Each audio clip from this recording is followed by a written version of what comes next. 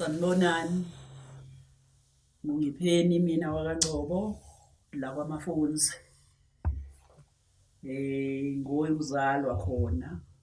Ngizalwa ubaba uSikhukhulu. Ngimamqolombeni intombi yasembo.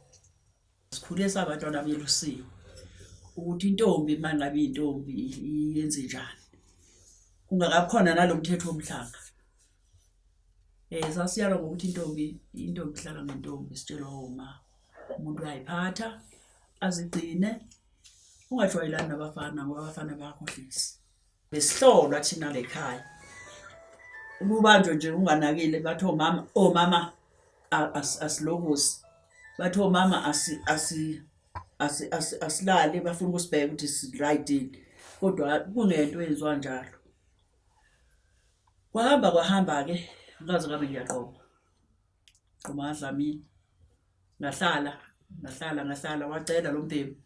Walobola lo mbhemu. Kwahamba hayi umbhemu cha. Wabuye wayisoka kakhulu kwakhona ke akwenzayo okwathanda ukuthi singahambisani nako waqoqa. Nganqumayo la ngamdlane imali umkhweyana angisophinde ngimthanda umuntu wesilisa. Umuntu wesilisa uyinkinga akanalo iqiniso unothando oluningi uthanda bonke abantu. Nganqoma ngathi ngeke ngiphinde ngithande empilweni yami kwavuma. Ngiyambonga uNkulunkulu akubanga ukwenza kwami ukuthi ngazenzela mina ukuthi ngiqhubeke ukuthanda.